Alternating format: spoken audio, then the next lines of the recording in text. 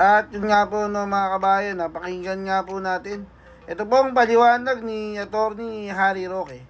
Kaugnay nga po dyan sa impeachment ni BP Inday Sara na kung saan tinawag na nga pong sunog na o lusaw na po mga kabayan. Kasi po mga kabayan yung nasabing impeachment ay isinoli po ng Senado dito nga po sa Kamara de Representante. Pero po ang mga kabayan, pumapalag po itong mga congressman. Partikular na po dyan si Luistro, mga kabayan, ayon po sa kanya, hindi niya po tatanggapin. Hindi po nila tatanggapin yung isinoling impeachment case laban kay Bibi Inday Sara. So ano po mangyayari doon? Ayon po kay Atty. Harry Roque. Kung wala pong tatanggap, tuluyan na po madi-dismiss o malulusaw itong impeachment case na to. O ito po mga kabayan panoorin nga po natin yung magandang pagpapaliwanag dyan ni Atty. Harry Roque. Bakit nagkakaroon yan? Hindi, gusto mo yan. Ayoko, gusto ko nga may Hello, magandang araw po sa inyong lahat. Narito na naman ang inyong lakwatserong spokes, this time sa Luxembourg. No?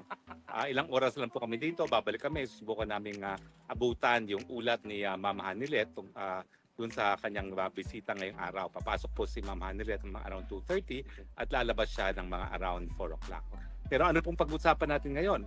Well, nagdesisyon po ang Kamara na huwag tanggapin muli yung impeachment complaint na ipinabalik ng Senado sa kanila. Ano pong ibig sabihin nito? Abay, ang tingin ko po, ibig sabihin nito, patay ng impeachment. Bakit po?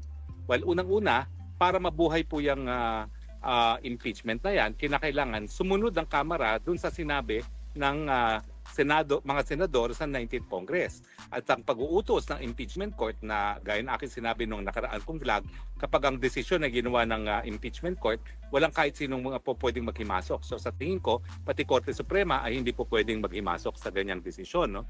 So kinakailangan talaga masunod yan. At nakikita naman natin na yung mga retiradong mga maestrado ay agree with my observation na bagamat ito ay hindi nakasaad sa saligang batas, hindi rin siya prohibited sa saligang batas. Ang umiiral ay yung provision sa saligang batas na talagang sole judge ng impeachment proceedings ang ating Senado.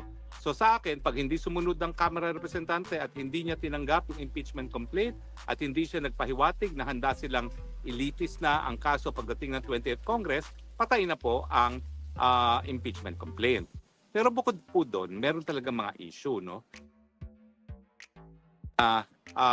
Tatanggapin at susunod ang Kamara de Representante at nagpahiwatig sila na handa sila magpatuloy ng impeachment. Ano naman ang aaktuhan ng 20th Congress? Kasi normally, ang 20th Congress, pwede silang umupo muli as an impeachment court, pero kinakailangan mag-convene sila as an impeachment court under the 20th Congress. Dahil nga po, iba na yung komposisyon ng 20th Congress doon sa 19th Congress. So, unang-una, kapag hindi sila sumunod na ipahiwatig at tanggapin nga yung impeachment, patay na siya. Pangalawa, pag sumunod naman ang Kongreso, may issue pa rin, kung buhay pa rin yan, dahil nga, ang issue is, pwede bang umupo bilang judges ang senador sa 20th Congress sa isang impeachment complaint na inihain doon sa 19th Congress. So, dyan pa rin lalabas yung issue kung pwede bang mag-carry over.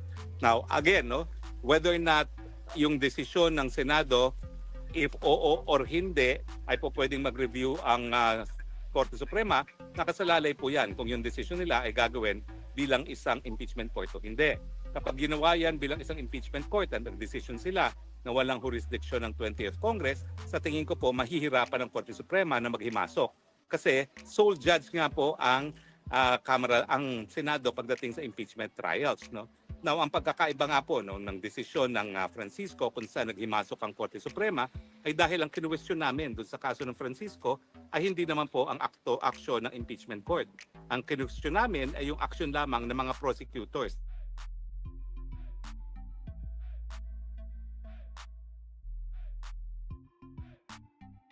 Ang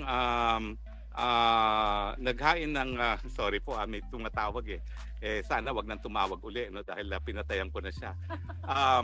Nawala tuloy trend of thought ko. Ano nga ba yung sinasabi ko? Ayan, nawala. So, yung sa Francisco, ang kinwestiyon namin ay desisyon ng Kamara na maghain ng pangalawang impeachment complaint matapos sa loob ng isang taon lamang, no? At sinasabi nga ng Korte Suprema na that is barred kasi pinagbabawal ang multiple filing of impeachment complaints within 1 year. Now, so una, kapag hindi sumunod ang Kamara de Representante sa sinabi ng 19th Congress na Senado, patay siya. Pag sumunod sila, may issue pa rin. O pwede bang aktuhan ng 20th Congress ang isang impeachment complaint na hinain ng 19th Congress? So yan po talaga yung issue na dapat ma-review. Pero nga, yun nga kapag ang impeachment court ay nag-decide na wala silang jurisdiction o meron man silang jurisdiction, hindi po pwedeng ma-question na po yan dahil sole judge sila.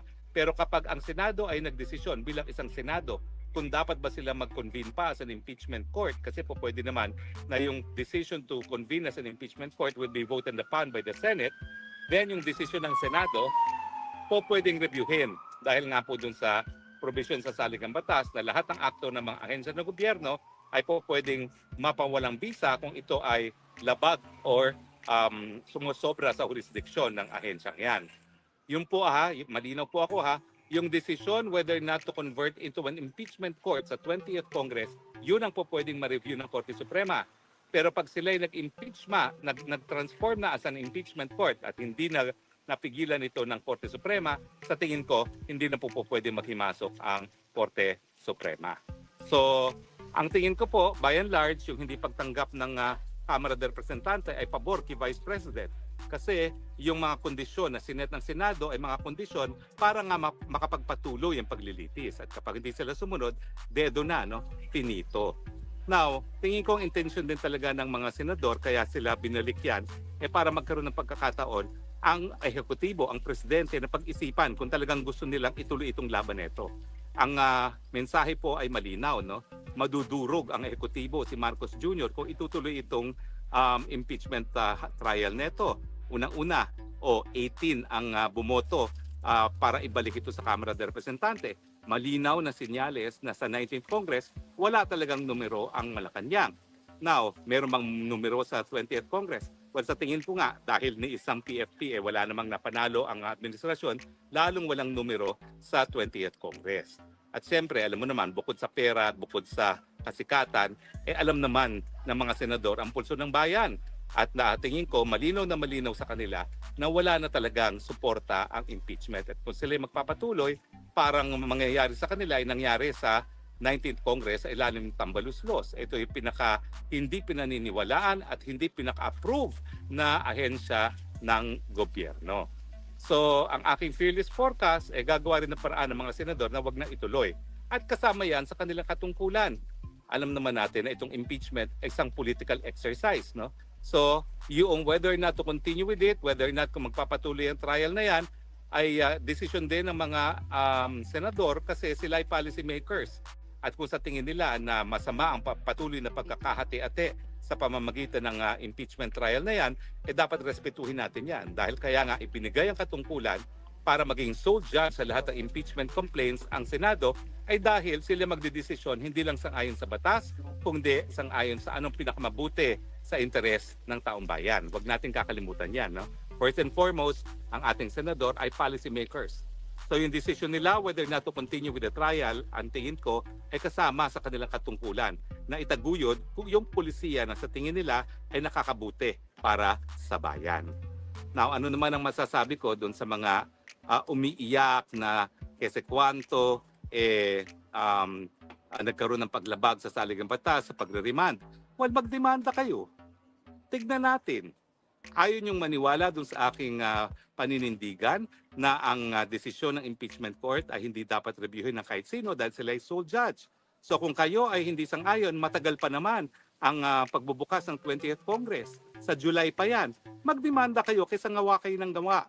Yung mga antivirus dyan na nagpapapansin dahil ambisyon maging presidente, magdemanda ka nang makita ng lahat na talagang ang dapat maging presidente, alam ang batas. Dahil pag ikaw nagdemanda, tingin ko, sesempl lang ang mukha mo dahil i-dismiss lang yan ng Korte Suprema. So go ahead, mag-file ka ng maintindihan ng bayan na kinakailangan naman, bagbat hindi requirement na abogadong presidente, kinakailangan naman alam ang batas. At ang iyong asta ay talaga nagpapakita na hindi mo alam ang batas. mantakin mo, sinasabi mo na kinakailangan mag-proceed ang trial kaagad dahil ginagamit ang word na forthwith. Hindi mo naman maintindihan na ang forthwith naman, nakasalalay yan kung kailan naman sinumite ng Kamara de Representante yung kanilang impeachment complaint sa Senado. Kung wala na talagang oras at patapos na ang Kongreso, paano naman sila magpapatuloy? Wala nang oras. At yun nga po bagamat may desisyon ang sinabi na ang Senate ay isang continuing body dahil 12 senador ay palaging nakaupo dyan every 3 years, ang katunayan, yung 12 yun inutil kapag hindi pa nanunumpa yung pangalawang 12. Bakit? Kasi wala silang quorum to conduct official business. Hindi gaya sa Amerika na at all times ang Senado ay merong quorum. More than half ang mga nakaupo. Kaya po pwedeng mag-function ng Senado miski natapos na yung termino ng ilan sa kanila. At hindi naman yan po ang kaso dito sa Pilipinas. Well, anyway, nagkaroon nga pala po ng petition na ang ating Tatay Digong para sa kanyang provisional release. No? Hindi po binanggit yung bansa kung saan siya po pwedeng magkaroon ng provisional release, pero hindi po yan sa Pilipinas. Yan po sisiguraduhin ko kasi hindi na po tayo miyembro ng ICC. Pangalawa, yung mga grounds naman po ay malinaw, no? Hindi na po flight risk ang Tatay Digong. Dahil kung flight risk naman siya, anong gagawin niya? 80 years na yan. No? Pangalawa, wala naman siya sa posisyon na gumawa na kahit anumang krimen. Ang sabi nung isang Anteclair sa Malacanang, pag-amin daw yan. Hindi po, requirement lang yan ng Rome Statute mismo. Na sabihin na walang kakayahan ng gumawa ng kahit anong krimen ang isang humihingi ng provisional release habang siya ay nasa provisional release. At pangatlo, siyempre, kauna-unahang pagkakataon po na merong linilitis ang ICC na 80 anyos. At sa tingin ko, kung itong provisional release ay mapagbibigyan, ito ay sa dahilan na siya ay 80 anyos. Meron nga pala pong UN resolution na nagsasabi na mga 80 anyos ay hindi na dapat kinukulong. No? At hindi ko po yan nabasa sa motion ni Kaufman, pero I'm sure dapat yan ipagbigay alam o ipaalala sa ICC na merong UN declaration na yung mga 80 anyos ay hindi na dapat kinukulong. Dahil siyempre, applicable yan kay Tatay Digong dahil siya po ay 80 anyos na. Okay? So bukas po yung mga taga-Europa, mga taga-Hague, tayo po ay magdidiwang ng Araw ng Kalayaan para kay Tatay Digong. Siyempre po, ito ay pagdiriwang ng Araw ng Kalayaan ng Pilipinas at dahil marami sa inyo ay may trabaho, hindi natin nagawa yan sa June 12 mismo. No? Pero hindi lang po ito Araw ng Kalayaan ng Pilipinas, Araw ng Kalayaan din po ito para kay Tatay Digong. At siyempre po, it is on a Saturday, the day before Father's Day. So mga taga-Europa, mga Hague, Germany, yung mga malalapit, even yung mga malalayo, punta po kayo sa The Hague para tayo po ay sabay-sabay na magdiwang. Kasama ko po ang Dragon Lady. Dragon Lady, anong tingin mo sa Luxembourg? Beautiful. We're enjoying. See you. At susumbong kita, nakadalawang margarita na po ang Dragon Lady. Abay, wala pang alauna ng hapon. Happy na siya. Ay, nako, pati ako binasa. Ay, sayang naman yung natapon. Wala, biro lang yun. Siyempre, mas masarap ang margarita na natikman na ni Dragon Lady. Yes! See you tomorrow! See you tomorrow! At talagang tayo po ay paglalaban ang kalayaan ni Tatay Digong. At the same time, ibigyan natin ng pagpupugay ang lahat ng ama, gaya ng ating ama ng bayan na si Tatay Digong. At siyempre, ang ating layunin, mapagkaisa ang lahat ng Pilipino, lalong-lalo na dito sa Hague, kung saan narito si Tatay Digong dahil kinakailangan ipagpatuloy ang pagkakaisa at ang ating sigaw ay Bring Him Home! Bring Him Home! Bring Him Home! Maraming salamat po sa inyong patuloy na pagtangkilik at ako po ay nabasa, mabuti naman dahil napakainit po dito, parang Pilipinas. Sa totoo lang, nadismaya ako kaya umupo muna ako dito sa lilim dahil napakainit, parang Pilipinas din. Iba pala sa Europa, no? Ayan, kapag, ganyan, no? kasi ngalay na ako. Kaya Ngalay ka na, ako naman ang humawak, no? Ayan, Kaya so ganyan. Show namin. bukas po sama-sama tayo. Walang Alright. absent. At ang gagawin naman namin, mag-joint broadcast na naman kami ni Maharlika para mapanood nyo ang mga happenings sa